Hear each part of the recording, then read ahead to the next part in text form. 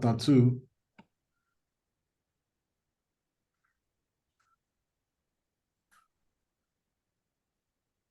Exercise 9, Fibonacci Yeah, sequence.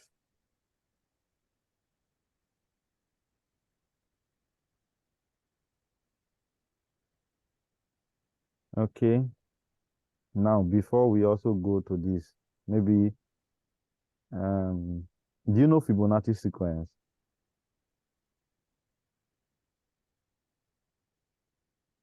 technically, yes. Mm. So it's a kind of numbers that the principle is the first number is 1, the second number is 1, right? Now the Mm. third digit is this addition of the first and the The second. second, right? So 2 now is formed by 1 plus 1, 2. Then the next digit will be 2 plus 1, 3. The next digit will be, 5.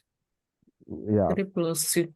yeah, exactly. So you add the two previous to get the next one. Add the two previous. Now, if you want to program it, once you have that understanding of how it is, then you know that, okay, I'm repeating a certain type of addition where I add the previous two numbers.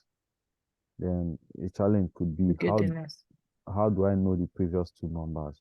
How do I keep track of the previous two numbers? Because once you can keep track of the previous two numbers, you can bring the next, and so on and so forth. So that's how the sequence is generated. Okay. Once you now put that to practice, you then see how the answer is. You want us to solve it, or we should go ahead to what we have for today? Let's go ahead for at least I've gotten some insights. Let me give it a try again and see.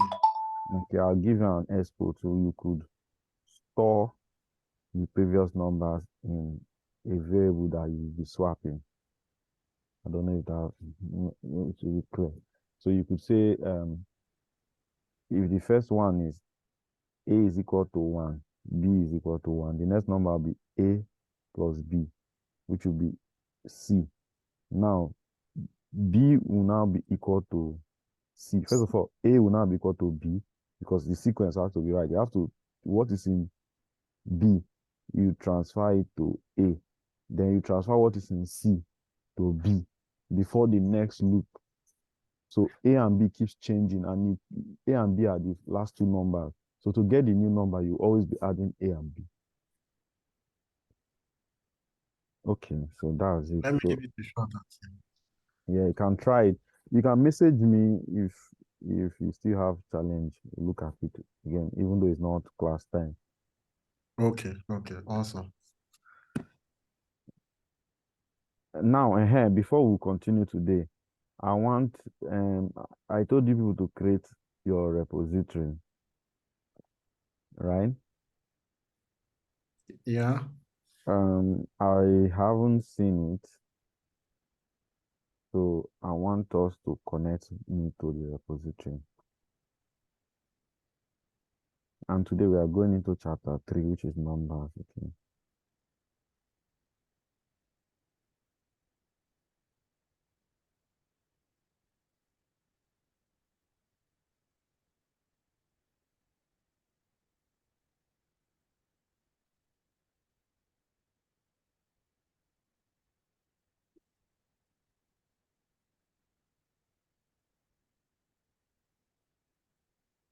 Okay, hold on. I hope people have been using the Git and keeping your stuff. Hmm? Well, I've not started putting it on, but this week I'll do everything. Okay. My system had an issue, so don't know. That will just disturb my system. We'll bind that devil. So now I'll show you my GitHub. Let me just use this repository for an example. So even though your repository is private or public, When you're in your repository like this, you can click on settings, right? And then you click on collaborators. But why is this not asking me to confirm myself now? Hold on, let me just confirm.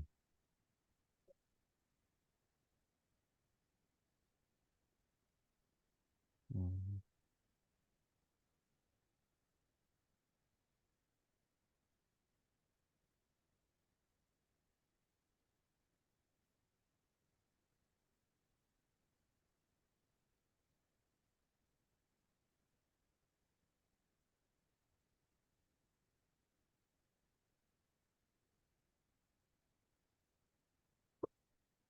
So now in this repository, when I clicked on collaborators, right?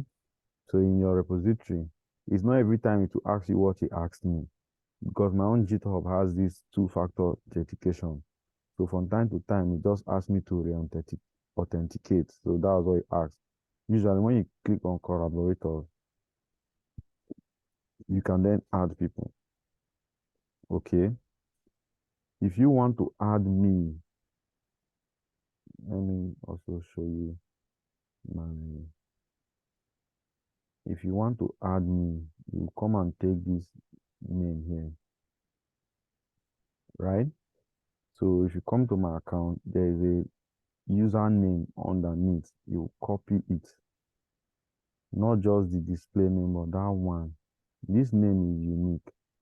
Many people can answer my name, right? Because people's name can be the same, but then this part of the name is always unique. Okay, so you copy it, and then when you're adding people, you put it here. I will appear, you see me, then you now add me to your repository as a collaborator. Okay, even though it's private. So that way, now when you add me, I'm supposed to I'll receive a message that you've added me. Then I can visit your repository and just see what you're doing. So when I want to check, maybe if we're in chapter 3, what we've done, I don't need to come to class and even be asking what I've done. I can just check everybody's repo, right? Are we together? Yes, Yes, yes. sir. Yes. Please, let's do it. So at least from there, we'll be moving. Then every time you work on your um in your folder, follow those commits, and then you push to the repository like that. So your repo will be up to date with where you are. So today we are going to talk about numbers in Python. We've talked about data types before.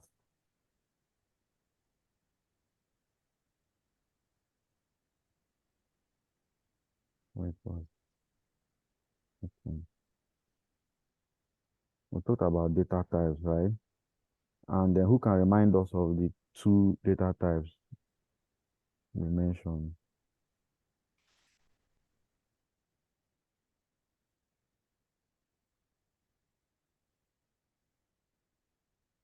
Can I, NWBC, We did it. sorry, go ahead.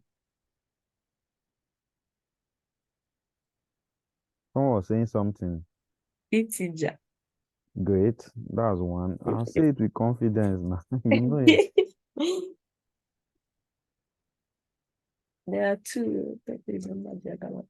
How is this thing going down? Int and float. It's not.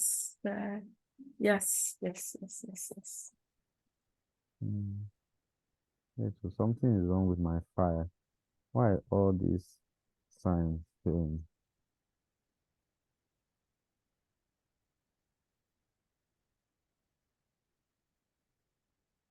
That's a string. Yeah, no, numbers now. Hold on, there's where my file is behaving. I'm trying to find out why.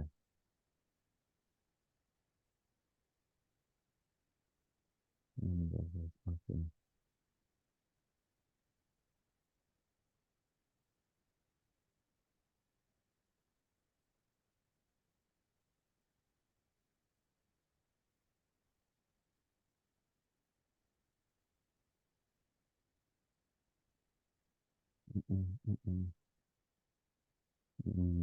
Okay.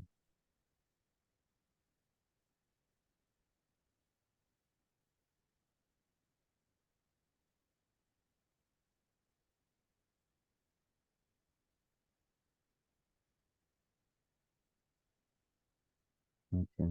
I don't know why that thing was doing that thing. So someone have said integer and another person and also floats, right? These are two categories of numbers we have. In Python, and that thing, integers don't have any limit to which they can go, any amount of digits. But float, I think there is a limit of about an accuracy of 15 decimal places. So there's always a rounding up at a point. It doesn't store indefinite like maybe integers. Okay. Do we get? Yes. So now, also, we've known that int now, the short form is what? Int. And what is the short form INT. for float? Yes. Float. So these are two ways Python deals with numbers. Numbers with decimal places and numbers without decimal place. Now, there are operators in Python, like normal maths, which you know. We have the plus for addition. We have normal subtraction, right? Normal multiplication and division, which some of us have used. And then for exponential, you have double star. Okay. Now, two which we are going to talk about now is the modulo operator.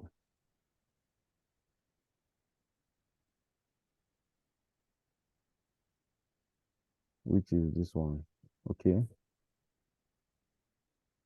Sorry, not this. This should be this.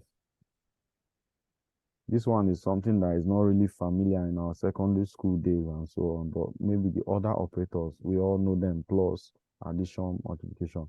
But this one now, what it does is it delivers the remainder of a number. For instance, if I say 5 divided by 2, instead of if I say 5 divided by 2, it will go 2 times remainder 1, right? So if you do this, 5 more 2, it will be equal to 1. The modulo operator gives you the remainder, right? Yes. When you divide two numbers, what is remainder? Then the other one is integer division.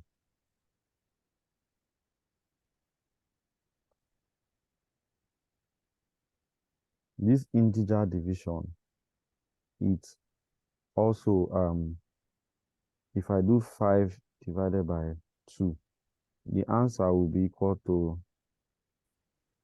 2.5, right? Yes. But integer division, which is like double division this way, will give you an answer of 2. Okay. Approximate. Now that's a very good thing she said, approximate. Now watch this carefully. It doesn't approximate the normal way we know. Okay. Normal way, if we approximate this, we will say it is 3. 3, yes. Yeah, Okay. normal, because it's up to 2.5. But now Exactly. when you come to Python, you now need to also understand how some things work. And that's why we're taking all these classes to learn this thing. Now, this operator does what I call the floor rounding up. So when you talk about floor, it brings it down to only the integer part. Even if it's 2.8, it's 2.9, it doesn't care. It will just take only what? 2. It's 2. That's what this modulo. I mean, this, sorry, I'm interchanging it. This integer division does. I don't know if it's clear. Yes. Yeah, it is. So we have the modulo, give you remainder, And where can you use the modulo, for instance? If you want to check, maybe if someone tells you to generate all the numbers between 1 and 100 divisible by 7, right? Or divisible by any number. For instance, maybe I use example 7, divisible by 7. What you then do is you run your loop, because you use loop, to repeat, to generate the numbers. But the check is going to be if a number I mod 7 is equal to 0. Okay? When you now do this check, if that number divided by mod 7 is equal to 0, what it means is that 7 divided the number without any remainder, then the number is divisible by 7. You get the point? Yes. So if I say 4 mod 2, what would the answer be?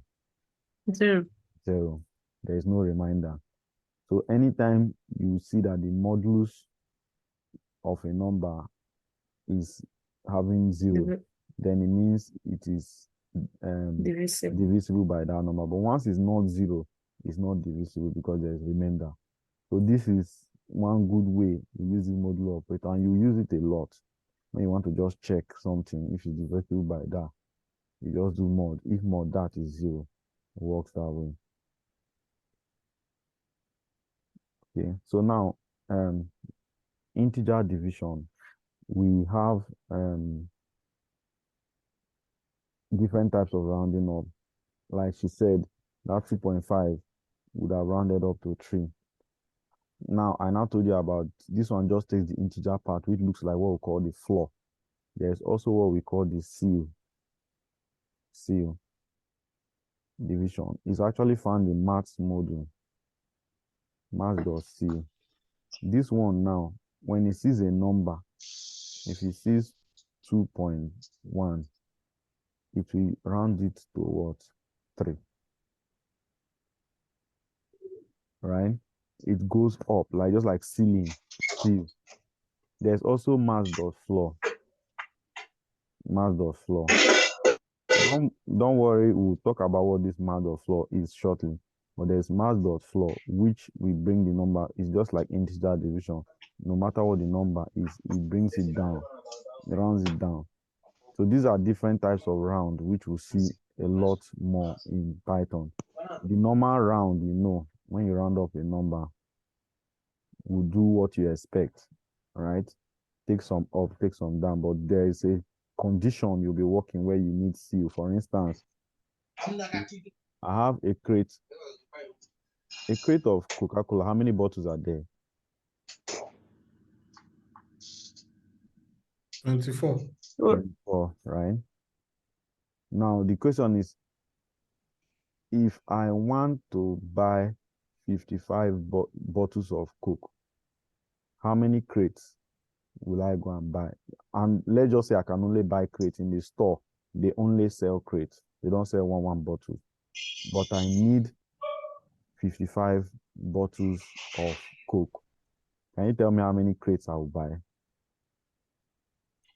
2. You're buying 3, sir. 2. You Okay, buy 2. Some people That's say, 48. and let Remaining us now judge it. Some people say 2, some people say 3. Good. is 2. And yeah, we'll find out now. Remember, one crate contains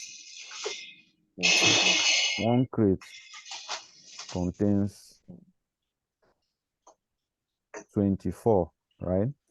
Yes. Now, the person that said I'll buy 2. This time thing. The person that said I'll buy 2, we end up having 48 bottles. But remember, you need to get 55. Is this enough? No. No. So you see, okay. Somebody said we will buy 3. 3, So yes. 3 times 24 will give me what? 70. Is this 72 or 62? Yes, 72. 72. 72. Great. Now, inside of 72, I can get 55 and have a remainder. Exactly. So if you must get 55, That means you must then buy 3 crates. You can buy 2. This thing now I said is like a seal rounding up. condition. Yeah, so meaning that if you divide 55 by 24, right? We're going to get 2 point something.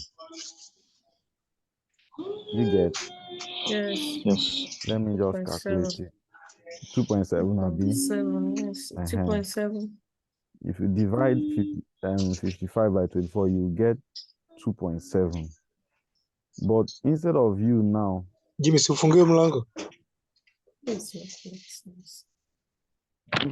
instead of you now to buy 2, this example may not be the best because you got 2.7, right?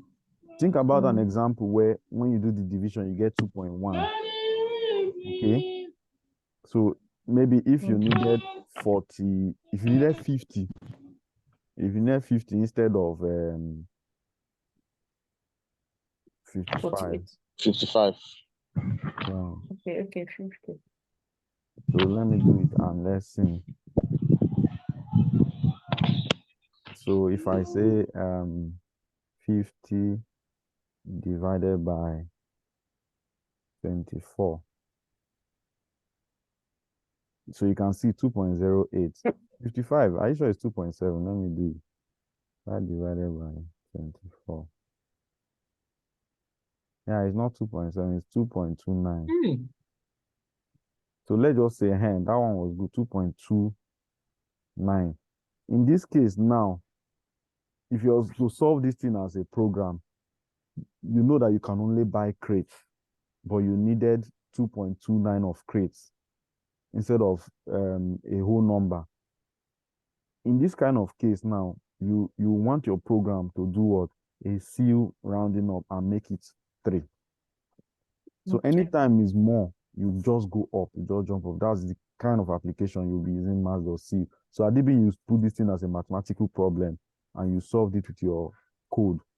It would have ended up getting an answer of 2.29, but you cannot go and buy any crate of 2.29. You must buy a crate of 3. 2.29 is bigger than 2 crates. So you go and buy 3 and rather keep remainder to yourself. That kind of thing. So those kind of calculation will Conditions. be rounding up seal instead of floor. Okay. And there are some instances you want floor, like when we were doing one of the exercises in the one Mike did last week. If you observe, he used this integer division when he was trying to get the midpoint, where he will put the star on the A. Because there are some numbers you will do, maybe if your height of A was 5, when you do 5 divided by 2, you get 2.5. And 2.5 is not a whole number per se, so you just took the integer part, which is the same thing as mass.floor. Now, the other question is, where did all this mass.floor and mass.cu come from? In Python, there are different buckets where Python holds information. It's typically called namespaces.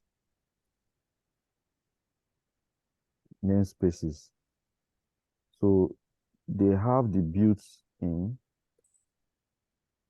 namespace, which is where each time we do a Python command here to run a Python file, whenever we do that, there are certain things that are loaded into Python by default. Okay? Are we together? Yes, yes. There are certain things, for instance, each time you will say, Yes. you will use the keyword print. You don't have to define what print is, but Python already knows what print is. It's because it is found in the built-in namespace. It's one of the things that are naturally there. So let's go into the Python shell, and I think we can have a look at that. So if you say Python, then I say,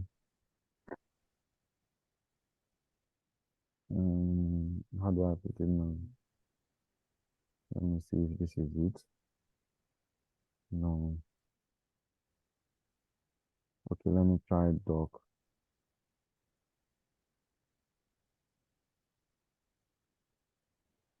No. There's a way to get it out. I just think I've forgotten it. So but let's go to Google and just check it out now. As a programmer, one thing you must always do is Google out things, right? So it's yeah. Is what? Do you know?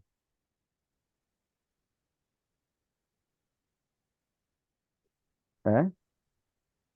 Someone was saying something. To display the views, you use the DLM command. I'm sorry, sir. Good evening. Good It's evening. Peter here. So I'm showing to show the methods and functions you can use within a particular class object. You use the dir, then you call it like a function. How do I say it? Can I type it in the chat? Sure. Okay, so let's say we have a string name, like a variable stored in a string name, let's say. Okay, then we want to see the various methods we can use. We can just call use the dir function on the variable Okay. we Yeah, want to I use. get So I you. typed it in the chat. If illustration. I was mixing it up. Okay, sir. This is how it should be, I think. All right. Exactly. Sorry, I mixed it up. I think what he said is, so he meant I should call it and pass built-in as an argument, right?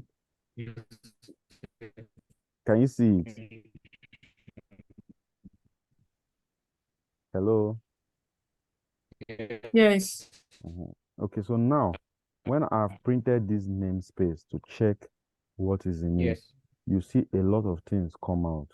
This namespace, whenever you run Python, this comes by default.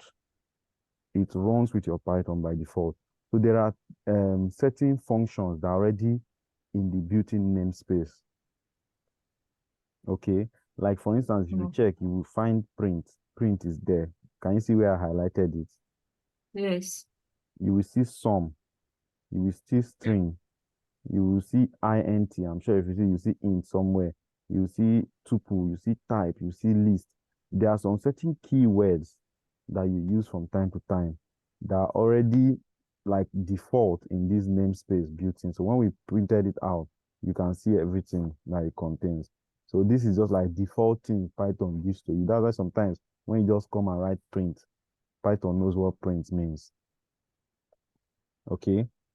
All right. All right. Then there is also what we call the global namespace. There is the global namespace.